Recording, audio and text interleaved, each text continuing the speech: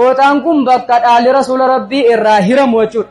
Kanaafuu qadrii guddaa qaba jechuudha. Har'aan kana kan nuti argamnu godina Jimmaa aanaa Maannaa masjida Muniiritti argamna.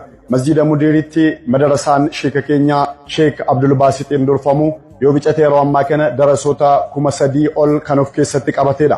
Darasoonni kunis bakka adda addaarraa iddoo adda addaarraa kan dhufanii asitti argamanudha. Ijoolleen Maannaa fuula sooshaal miidiyaa irratti argamtanu kun isiniif gammachuu guddaadha. Yeroon kana jedhu aanaa keessan keessatti argama. Ganda keessan keessatti argama. Haala kanaan ilmiin kun asirraa kennamaa jiru. Kan inni maddaa jiru har'a Maannaarraayi. Warra Maannaatiif gammachuu guddaadha.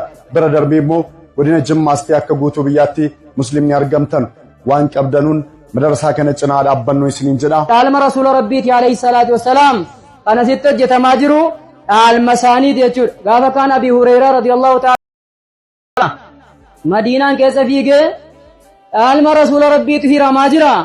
Katamaa keessaa maal gootanii jedhee sahabaa waamennaan achi booddee sahabaan qodaana gadaa jirtu achumatti dhiiftee dhaala hirachuudhaaf masjidatti fiide jechuudha. Achi booddee gidee masjida dhaqanu namuma dikirii dhaqaruutu achi keessa jira. Nama waa qaqqara wayitu masjida keessa jira. Achi booddee achi deebi'anii dhaalli hiramaar wayin jiru. Maaliif gabaa keessaa nu kaafte yaa nam tokko masjidan jiru. Namuma waa qaqqaruu fi namuma waa tadakkaru wayitu jirennaan dhaaka miiraathu rasuulillah alayhi salaatu wassalaam.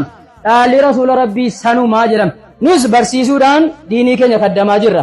Isin immoo waan dandeessaniin bira dhaabbachuudhaan diinii keessan kaddamtan.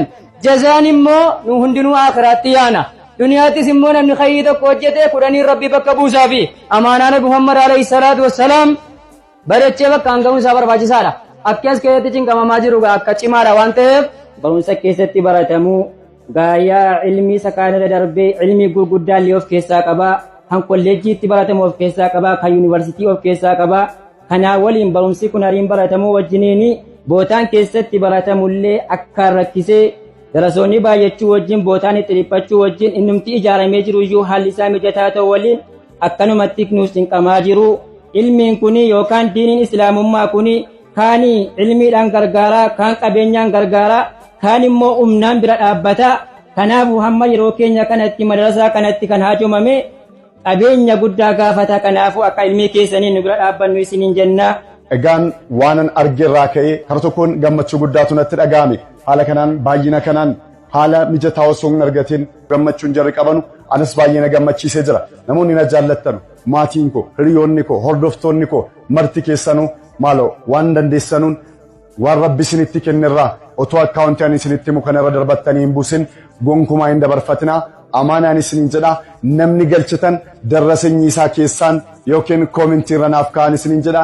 Yoo bicate 50 ta'u 100 ta'u 1000 ta'uun isiniin jedha. Akkaawuntiin